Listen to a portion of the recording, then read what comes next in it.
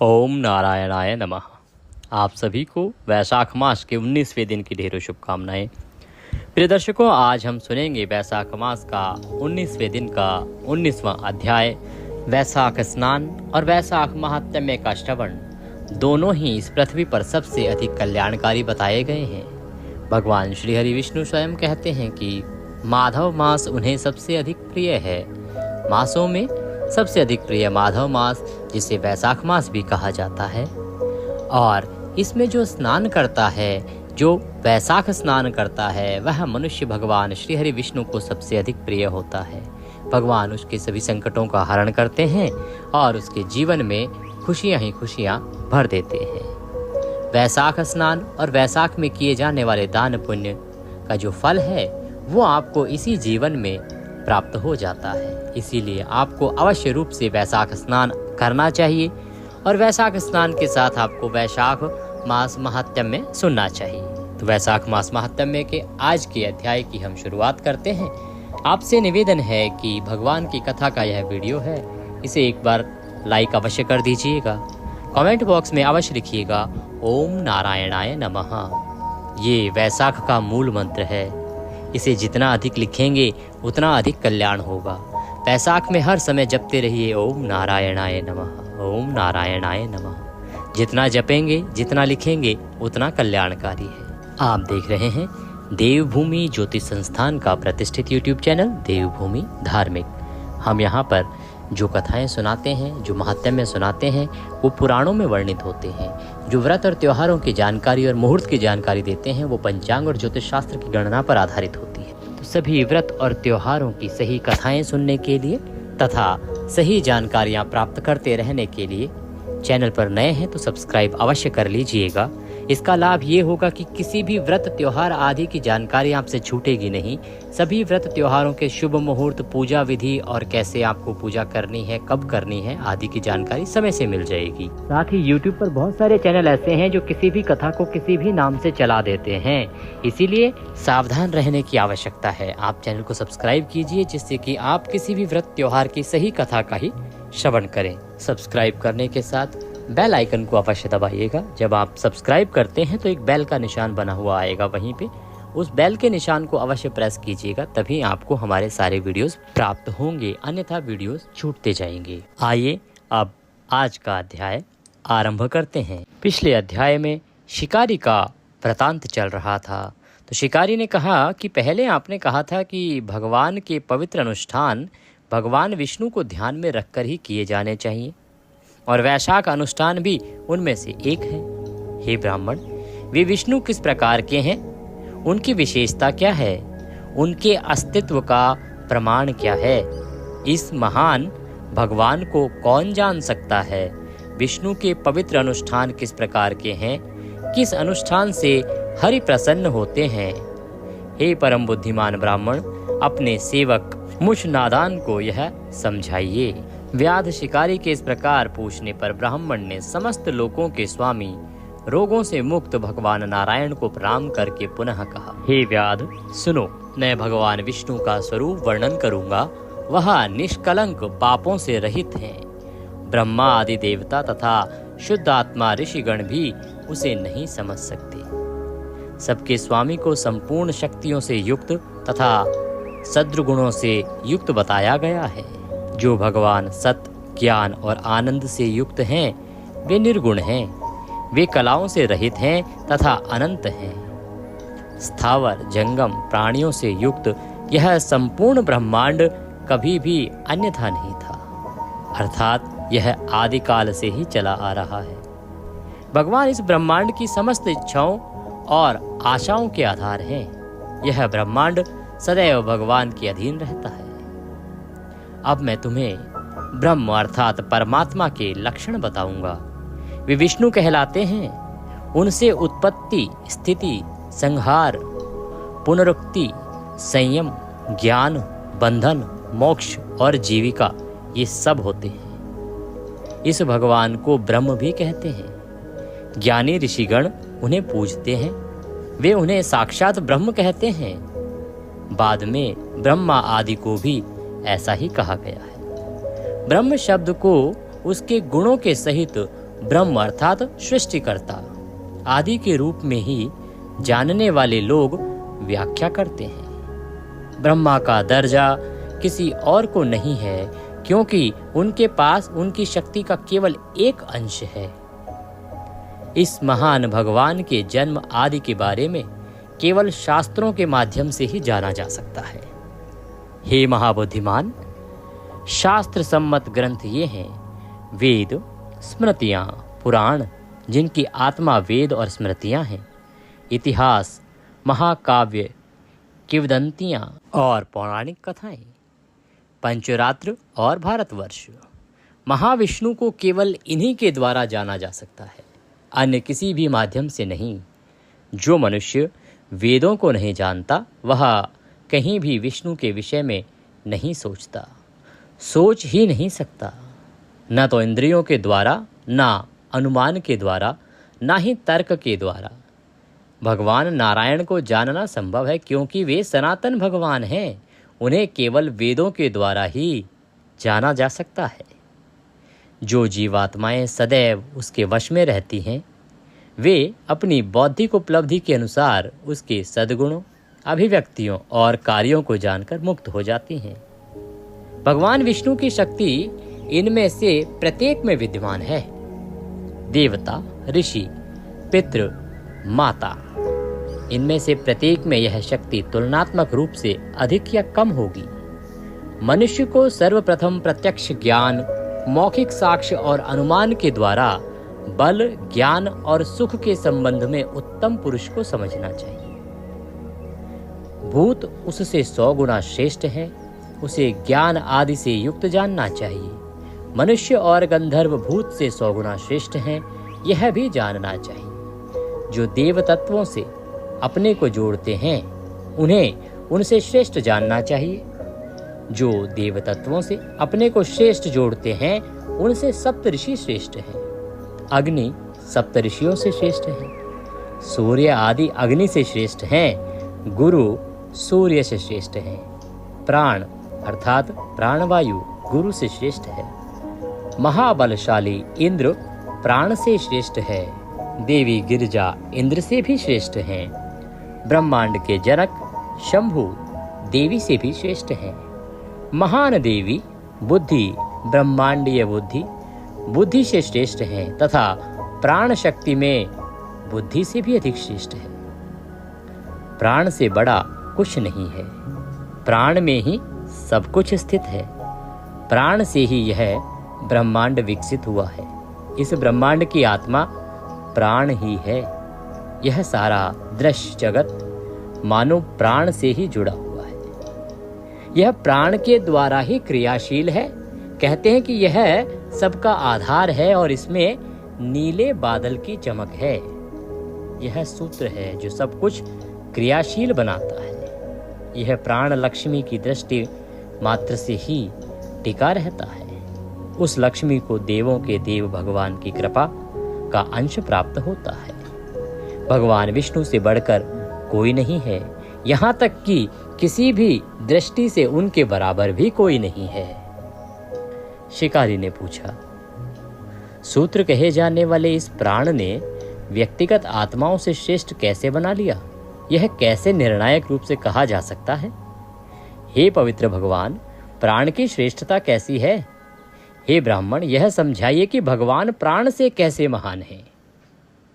तो ब्राह्मण समझाते हुए कहते हैं कि हे शिकारी, सुनो, समस्त जीवों में प्राण की श्रेष्ठता के विषय में तुमने जो पूछा है, मैं वह तुम्हें बताता हूँ।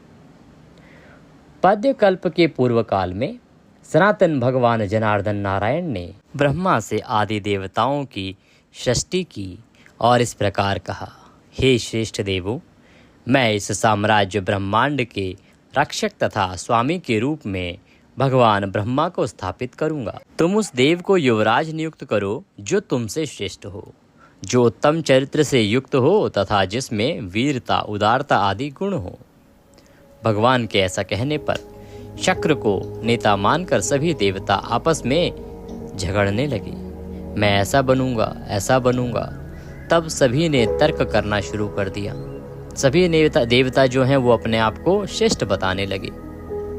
कुछ जानते थे कि सूर्यदेव सबसे बड़े देवता हैं, कुछ ने कहा कि शुक्र सबसे बड़े देवता हैं, और कुछ ने कहा कि काम सबसे बड़े हैं। कुछ चुप रहे। किसी निर्णय पर पहुंचने में असमर्थ वे निर्णय जानने के उद्देश्य से नारायण के पास गए कि प्रभु ही निर्णय करेंगे कि कौन श्रेष्ठ है। सब अमर लोग उनको दंडवत करके हाथ जोड़कर श्रद्धापूर्वक कहने लगे, हे भगवान विष्णु, हम सभी ने इस विषय पर स्पष्ट रूप से विचार किया है। हम यह नहीं जानते कि हम में से कौन सा देव अन्य सभी से श्रेष्ठ है। आप ही अपना निर्णय घोषित करें, क्योंकि देवता वास्तव में संशय में हैं। समस्त अमर पुरुषों के इस प्रकार पूछने पर भगवान ने हंसकर इस प्रकार कहा, यह वैराज शरीर है। जब वह इससे बाहर निकलेगा तो यह शरीर गिर जाएगा। जब यह शरीर में प्रवेश करेगा तो ऊपर उठ जाएगा। इसलिए यह भगवान निश्चित रूप से आप सभी से श्रेष्ठ हैं और किसी से भी श्रेष्ठ नहीं है। ऐसा कहने पर सभी ने कहा, ऐसा ही हो। सबसे पहले जयंत नामक प्रमुख सूरा पैर से बाहर आया। तब उन्होंने उसे लंगड़ा कहा। शरीर गिरा नहीं, वह सुनने, पीने, बोलने, सूंघने और देखने में सक्षम रहा, यद्यपि वह चलने में सक्षम नहीं था। फिर दक्ष नामक कुलपिता गुप्तांग से बाहर आए। तब उन्होंने इसे नपुंसक कहा। शरीर गिरा नहीं, वह सुनना, पीना, बोलना, सूंघना, देखना और घूमना जारी रखता है। इसके बाद सभी अमर देवताओं के स्वामी इंद्र हाथ से बाहर आए। उन्होंने इसे हाथ रहित शरीर कहा। तब शरीर नहीं गिरा, यह सुनना, पीना, बोलना, सूंघना, देखना और घूमना जारी रखता है। सूर्यदेव जो तेजस्वी शरीरों में सर्वश्रेष्ठ हैं, नेत्रों के माध्यम से बाहर आए। तब उन्होंने इसे एक आंख वाला अंधा कहा। शरीर गिरा नहीं, यह सुनना, पीना, बोलना, सूंघना, चलना जारी रखता है, लेकिन देख नहीं सका। इसके बाद ब्राह्मण के चिकित्सक नासत्य नासिका से बाहर आए। उन्होंने इसे वह जो गंध नहीं करता था कहा। शरीर गिरा नहीं, यह सुनना, पीना, बोलना, घूमना जारी रखता था, लेकिन गंध नहीं आती थी। क्वात्र कानों से बाहर आए। शरीर अभी भी नहीं गिरा, उसने सूंघना, बोलना, घूमना, फिरना सब जारी रखा। उन्होंने इसे बहरा कहा, लेकिन बिल्कुल भी मरा नहीं। वह पीता रहा और बोलता रहा, लेकिन सुनता या चलता नहीं था। उसके बाद वरुण जीभ के माध्यम से बाहर आया। फिर शरीर नहीं गिरा। उन्होंने इसे वह जो स्वाद का आनंद नहीं ले सकता कहा। वह जीवित रहा, घूमता रहा, खाता रहा, समझता रहा और सांस लेता रहा। फिर वाणी के स्वामी और अधिष्ठाता वही वाणी के माध्यम से बाहर आए। तब उन्होंने इसे गूंगा कहा, लेकिन शरीर गिरा नहीं। यह जीवित रहा, घूमता रहा, खाता रहा, समझता रहा और सांस लेता रहा। तत्पश्चात मन के द्वारा रुद्र प्रकट हुए, जो मन को प्रकाशित करने वाले स्वरूप के रुद्र थे। तब उन्होंने इसे जड़ सुस्त सुस्त कहा। तब शरीर गिरा नहीं, वह जीवित रहा, घूमता रहा, खाता रहा, समझता रहा और सांस लेता रहा। तत्पश्चात प्राण निकला। तब उन्हें ज्ञात हुआ कि वह मर चुका है। मन में आश्चर्यचकित हुए देवताओं ने इस प्रकार कहा, जो इस शरीर को ऊपर उठाएगा वह हम लोगों में सर्वश्रेष्ठ होगा, वही युवराज बनेगा। इसके बाद उन्होंने आपस में इस प्रकार सहमति बना ली। वे उचित क्रम से शरीर में प्रविष्ट हुए। जयंत पैरों में घुस गए, वह शरीर ऊपर नहीं उठा। दक्ष गुप्तांगों में घुस गया, वह शरीर फिर भी ऊपर नहीं उठा। इंद्र हाथों में घुस गया, वह शरीर ऊपर फिर भी नहीं उठा। सूर्य आंखों में घुस गया, वह शव ऊपर फिर भी नहीं उठा। चौथाई कान में घुस गया, वह शव फिर भी ऊपर नहीं उठा। वरुण जीभ में प्रविष्ट हो गए, वह शरीर अभी भी ऊपर नहीं उठा। दिव्य चिकित्सक अश्विन देव नाक में प्रविष्ट हो गए, वह शरीर अभी भी पड़ा रहा और ऊपर नहीं उठा। अग्निदेव वाणी इंद्रिय में प्रविष्ट हुए, वह शरीर फिर भी ऊपर नहीं उठा, यूं ही पड़ा रहा। रुद्र मन में प्रविष्ट हुए, वह शरीर अभी भी ऊपर नहीं उठा। तत्पश्चात प्राण प्रविष्ट हुआ और वह मृत शरीर उठ खड़ा हुआ। तब देवताओं ने यह निर्णय लिया कि प्राण देव ही बल, ज्ञान, साहस, आसक्ति, शून्यता तथा जीवन में सभी देवताओं में सर्वश्रेष्ठ हैं। उन्होंने उसे युवराज का पद दिया। उन्होंने एक उक्त सामन स्तोत्र का पाठ किया, क्योंकि वह उत्तम पालन का कारण था। इसलिए संपूर्ण ब्रह्मांड में प्राण ही आत्मा है। चल और प्राणियों में युक्त संपूर्ण ब्रह्मांड सभी भागों और संपूर्णताओं से युक्त है। जो शक्ति से संपन्न है, यह प्राण लोकों का पूर्ण परम स्वामी है। प्राण से रहित ब्रह्मांड में कुछ भी नहीं है। इसका प्राण से रहित वस्तु का कोई अस्तित्व नहीं है। जो प्राण से रहित है वह पनप नहीं सकता। प्राण के बिना कोई अस्तित्व नहीं है। प्राण के बिना कुछ भी जीवित नहीं रह सकता।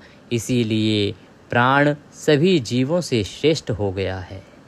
यह शक्ति में अधिक श्रेष्ठ है। यह सभी व्यक्तिगत आत्माओं की अंतर्निहित आत्मा है। प्राण से श्रेष्ठ या उसके समतुल्य कोई भी वस्तु शास्त्रों में पहले कभी नहीं देखी गई या सुनी गई। यद्यपि भगवान और प्राण एक ही हैं, फिर भी वह विविध है, क्योंकि वह विभिन्न प्रभावों का अनुसरण करता है। इसलिए वे कहते हैं कि प्राण सबसे श्रेष्ठ है। जो लोग प्राण की पूजा करने के लिए उत्सुक हैं, वे कहते हैं कि प्राण ही ब्रह्मांड को चंचलता पूर्वक बनाने, पालने और संहार करने में सक्षम है। वासुदेव के अतिरिक्त कोई भी इस पर आक्रमण करने या इससे आगे निकलने में समर्थ नहीं है, चाहे वह शेष, शिव, शंकर आदि सर्पों के समान चेतन हो या जड़ हो। प्राण को सभी देवों से पहचाना जाता है। वह सभी देवों की आत्मा है। वह वासुदेव का सतत अनुयायी है। वह हमेशा विष्णु के नियंत्रण में रहता है। वह वासुदेव के विरुद्ध कुछ भी नहीं, ना तो सुनता है न देखता है। रुद्र, इंद्र आदि देव प्रमुख सुर वासुदेव के विरुद्ध कार्य करते हैं, परंतु प्राण जो सब में विद्यमान है कभी भी वासुदेव के विरुद्ध कार्य नहीं करता। इसीलिए विद्वान पुरुष कहते हैं कि प्राण ही भगवान विष्णु की शक्ति है। महाविष्णु की महानता और विशेषताओं को जानने के बाद भक्त को सूक्ष्म शरीर को उसी प्रकार त्याग देना चाहिए जैसे सर्प कैंचुल को त्याग देता है। पूर्वबंध अविद्या अज्ञान का पालन करने वाले सूक्ष्म शरीर को त्याग देना चाहिए, तब वह रोग से मुक्त होकर नारायण को प्राप्त होता है। ब्राह्मण के वचन सुनकर शिकारी मन ही मन प्रसन्न हो गया। उसने नम्रता पूर्वक प्रणाम किया और मुनि से पुनः पूछा, हे ब्राह्मण, इस विश्व के स्वामी भगवान श्री प्राण की महानता संसार में अज्ञात है। देवताओं, ऋषियों, राजाओं तथा अन्य सज्जनों की महानता संसार में तथा पुराणों में हजारों बार कैसे सुनी जाती है? हे ब्राह्मण, मुझे यह बताओ, मैं सुनने के लिए बहुत उत्सुक हूँ। तो ब्राह्मण ने कहा, पूर्व काल में प्राण भगवान नारायण हरि को रोग मुक्त करने के लिए अश्वमेघ यज्ञ करने के इच्छुक थे। इसलिए वे प्रसन्नता पूर्वक गंगा के तट पर गए। उन्होंने ऋषियों के विभिन्न समूहों से घिरे हुए हलों के माध्यम से भूमि को पवित्र किया। कण्व नाम के एक ऋषि थे जो अपने परलौकिक ध्यान के दौरान एक चींटी के टीले के भीतर छिपे हुए थे। उन्हें इन हलों के माध्यम से खोदा गया। ऊपर आकर उन्होंने क्रोध पूर्वक कहा। उन्होंने महान भगवान प्राण को श्राप दिया, क्योंकि उन्होंने उन्हें सामने खड़ा देखा था। हे देवराज, अब मैं आपकी महानता तीनों लोकों में, विशेषकर स्थलीय लोकों में ज्ञात नहीं होगी, तथापि आपके अवतार तीनों लोकों में बहुत प्रसिद्ध हो जाएंगे। ऋषि के ऐसा कहने पर पवन देव अर्थात प्राण क्रोधित होकर बोले, मैं बिना किसी अपराध के शापित हुआ हूँ। यद्यपि मैं पाप से मुक्त हूँ और विपत्तियों को सहने में सक्षम हूँ, इसलिए हे काण्व, तुम अपने गुरु के प्रति तुरंत द्वेषपूर्ण हो जाओगे। पवन देव ने यह भी कहा, संसार में निंदनीय आचरण करने वाले बनो। तब से महान भगवान प्राण की महानता इस संसार में, विशेषकर पृथ्वी पर, ज्ञात नहीं है। श्राप के कारण कण्व अपने गुरु को खो देता है और सूर्य देव के शिष्य बन गए। इस प्रकार तुमने जो पूछा था वह सब कह दिया। हे शिकारी, जो कुछ तुम्हें आगे सुनना हो वह मुझसे पूछो, संकोच मत करो। इस वैशाख के पवित्र माह में अवश्य ही तुम्हें उसके बारे में वर्णन करूंगा। बोले श्री विष्णु भगवान की जय। तो आज के अध्याय में आपने जाना कि किस प्रकार से प्राण जो हैं वो श्रेष्ठ हुए। प्राण अर्थात पवन देव, उनको युवराज नियुक्त किया गया, देवताओं के युवराज कहलाते हैं पवन देव। और फिर ऋषि के द्वारा उनको श्राप दिया गया। इसी कारण से आज के समय में वो उतने प्रचलित नहीं है जितना उन्हें होना चाहिए। वैशाख मास महात्म्य का 19वां अध्याय यहाँ पूर्ण हुआ। बोले विष्णु भगवान की जय। अध्याय सुनने के बाद आप संभव हो तो वैशाख की बांदरी की कथा अवश्य सुनिएगा। हमने वीडियो अपलोड किया है। बांदरी की कथा का यूं तो नियम है कि प्रतिदिन आपको सुननी चाहिए। कथा आरंभ करते हैं। वैशाख का महीना, बांदरी की कहानी आपको अवश्य सुननी चाहिए। एक राजा था जो अपने राज्य में प्रजा का पुत्रवत पालन किया करता था। वैशाख का महीना आया, उसने नियम लिया कि वह सुबह सबसे पहले गंगा जी नहाने जाएगा। तो वह प्रतिदिन सबसे पहले गंगा स्नान का नियम लेके और प्रतिदिन गंगा स्नान करने लगा। साथ ही उसने यह भी घोषणा करी कि यदि कोई उससे पहले स्नान करता हुआ मिला तो वह उस स्त्री से अवश्य ही विवाह कर लेगा। वहीं पास के जंगल में एक बांदरी थी, अर्थात एक बंदरिया थी, जो सुबह सुबह राजा से पहले वहां पर नहा लेती थी। जब राजा नहाने जाता तो वह देखता कि पानी हिल रहा है, तो उससे उसको यह अनुभव होता कि उससे पहले कोई यहाँ से नहा के गया है। राजा ने जब कई दिन तक इस प्रकार से देखा तो उसे शंका हुई कि मेरे से पहले अवश्य ही कोई यहाँ पर आकर नहाता है। तो राजा ने वहाँ पर पहरा बिठा दिया कि देखा जाए कौन है जो यहाँ आके नहाता है। अब गंगा किनारे एक पहाड़ी थी जहाँ पर वो बांदरी बैठी रहती थी। तो राजा के नहाने से पहले ही वो चुपके से आती, पेड़ से कूदती और नहा के वापस पेड़ पे चढ़ी जाती और पहाड़ी पर बैठ जाती। ऐसे ही नहाते नहाते पूरा वैशाख का महीना बीत गया। एक दिन उस बांदरी को नहाते हुए सिपाहियों ने देख लिया और पकड़कर राजा के पास ले गए। राजा के पास ले गए तो क्योंकि राजा ने यह प्रण कर रखा था कि अगर कोई औरत मेरे से पहले नहाती हुई मिली या कोई औरत वहां आकर मेरे से पहले नहाएगी तो मैं उससे विवाह कर लूंगा। तो राजा ने अपने उस वन का पालन करते हुए उस बांदरी से विवाह कर लिया। इस प्रकार वैशाख नहाने के पुण्य से वह बांदरी राज्य की पटरानी बन गई और उसी वैशाख के पुण्य से वह गर्भवती हो गई। 9 महीना पूरा होने को आया तब बांदरी ने राजा से पूछा कि हे राजन, जब मेरा प्रसव का समय आएगा, जब मुझे बच्चा होने वाला होगा, वो समय जब आएगा तो मैं क्या करूंगी? तब राजा ने महल में टाली बंधवा दी और बोला कि जब तुम्हारे दर्द उठे तो इस टाली को बजा देना, फिर मैं आकर बंदोबस्त कर दूंगा।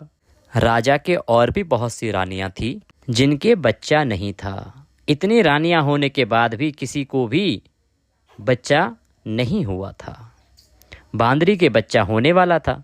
ये बात उन सभी रानियों को जला रही थी। तो रानियां उस बांदरी के कक्ष में आई, वहां टाली बंधी हुई देखी तो उसे देखकर उन्होंने पूछा कि ये टाली क्यों बांध रखी है? तब बांदरी ने बोला कि जब मेरे बच्चा होने वाला होगा तब राजा को बुलाने के लिए ये टाली बांधी है। तब रानियां बोली कि एक बार टाली बजाकर तो देखो कि राजा आते हैं या नहीं। बांदरी ने टाली बजाई और राजा आ गए। जब राजा ने आकर पूछा कि टाली क्यों बजाई तो बांदरी बोली कि इन रानियों ने मुझसे कहा था कि एक बार टाली बजाकर तो देख राजा आते भी हैं या नहीं। तब राजा ने बोला कि दोबारा ऐसा मत करना। थोड़े दिन बाद जब बांदरी के बच्चा होने वाला था तो बांदरी ने खूब टाली बजाई पर राजा नहीं आए।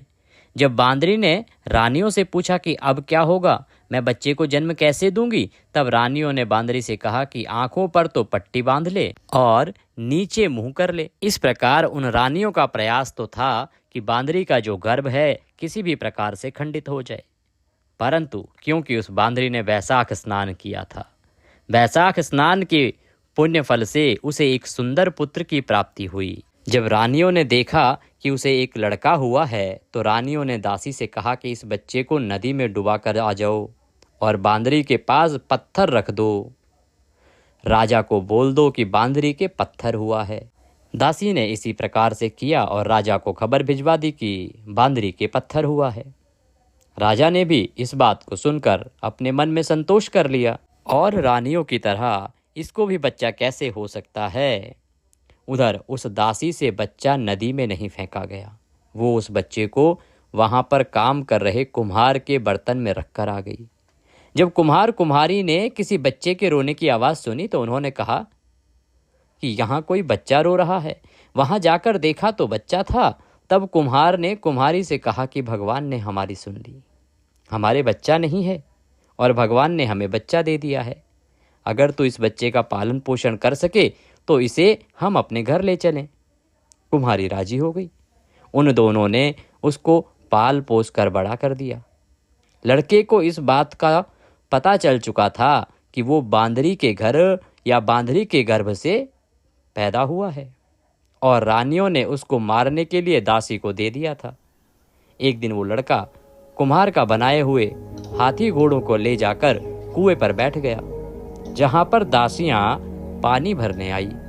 उनको देखकर वह लड़का बोला कि मेरे हाथी घोड़ों पानी पी लो, मेरे हाथी घोड़ों पानी पी लो। तब दासी उसकी बात सुनकर हंसने लगी और बोली कि कभी माटी के हाथी घोड़े भी पानी पीते हैं क्या?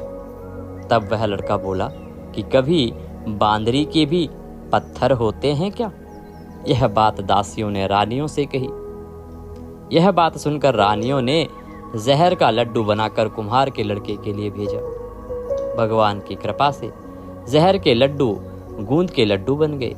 दूसरे दिन रानियों ने देखा कि वह लड़का मरा ही नहीं। तब रानियों ने राजा से जिद करके कुम्हार को उस बस्ती से निकलवा दिया। कुम्हार जंगल में रहने लगा। गणगौर का महीना आ गया।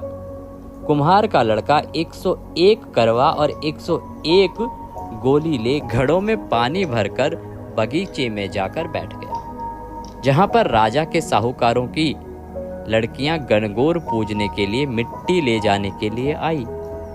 वहां पर पहले तो उन्होंने खूब खेला कूदा। जब उनको प्यास लगी तो वो उस लड़के के पास पानी पीने के लिए आई। तब वो लड़का बोला कि मेरे पास गोली है, उसको तुम खाती जाओ और मेरे चारों तरफ फिरती जाओ, तब तुमको पानी पिलाऊंगा। इस बात से उनमें से कई लड़कियां पहले तो राजी नहीं हुई, पर प्यास मिटाने के लिए मान गई। फिर वो लड़का अपने सामने आग जलाकर बैठ गया और उनको गोली खिलाता गया, अपने चारों तरफ चक्कर लगवाता गया। ऐसा करने से सब लड़कियों के गर्भ लग गया। जब ये बात उन लड़कियों के माता पिता को पता चली तो उन्होंने उन लड़कियों से पूछा कि ऐसा कैसे हुआ। उन्होंने सारी बात बता दी। तो उनके माता पिता उस कुम्हार के पास गए और बोले, तुम्हारे लड़के ने हमारी लड़कियों से फेरे ले रखे हैं और शादी कर ली है। तो वो बोले कि इन लड़कियों को अब तुम अपने पास रखो। तो कुम्हार बोला कि इतनी सारी लड़कियों का मैं कैसे पालन पोषण करूंगा। तब उनके माता पिता ने उन लड़कियों को बहुत धन दौलत देकर विदा कर दिया। थोड़े दिन बाद कुम्हार के घर 101 पोतों का जन्म हुआ। कुम्हार बोला कि हम पूरी नगरी को जिमाएंगे। तब सब लोग कुम्हार के जीमने के लिए आए। राजा रानियां सब आए, केवल बांदरी को छोड़कर सारा राज्य जीमने के लिए आया। जब लड़के ने यह देखा कि बांदरी नहीं आई तो उसने राजा के पास जाकर बांदरी को लाने के लिए न्योता भिजवाया। उसके बाद बांदरी आई, उसको सोने की चौकी पर बिठाकर सभा में बिठा दिया और उस लड़के ने अपनी बहुओं को बता दिया कि यह मेरी जन्म की माता है। तो सारी बहुओं ने उसको सोने के सिक्के देती गई और उसके पैर छूती गई, सोने के सिक्के देती गई और उसके पैर छूती गई। बांदरी के पोते को गोदी में देती गई और बांदरी से आशीर्वाद दिलाती गई। राजा को ये बात समझ में नहीं आई कि ये लड़का बांदरी की इतनी खातिरदारी क्यों कर रहा है। रानियों के यह बात समझ में आ गई कि यह बांदरी का लड़का है। राजा ने सबसे पहले बोला कि मेरा तो अपमान हो गया है, मैं यहाँ से जा रहा हूँ। तब लड़के ने राजा को रोका और बोला कि आप क्यों जा रहे हैं। तो राजा ने लड़के से पूछा कि तू बांदरी की इतनी खातिरदारी क्यों कर रहा है।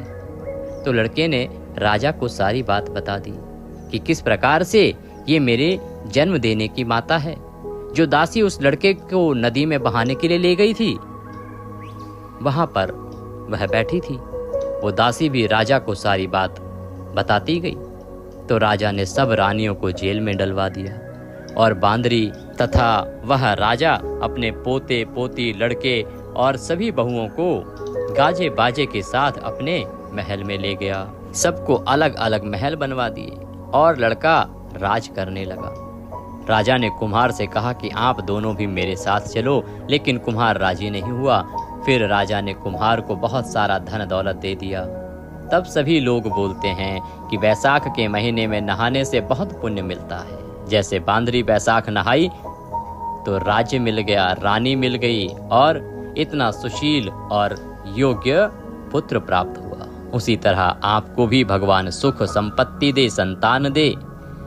कथा सुनने वालों को, कथा सुनाने वालों को, हुंकारा भरने वालों को भगवान सभी इच्छाएं पूरी करे। बोलिए विष्णु भगवान की जय। ओम नारायणाय नमः, ओम नारायणाय नमः। इसी के साथ यह बांदरी की कथा यहाँ समाप्त होती है। यह कथा प्रतिदिन आपको सुननी चाहिए। 30 दिन यह कथा वैसाख के महीने में सुनी जाती है। इसके साथ आप प्रतिदिन वैसाख महात्म्य सुनिए और विष्णु सहस्त्र नाम का पाठ भी श्रवण कीजिए, अति कल्याणकारी रहेगा। वीडियो थोड़ा भी अच्छा लगे तो उसे एक बार लाइक अवश्य कर दीजिएगा। कमेंट बॉक्स में अवश्य लिखिएगा ओम नारायणाय नमः।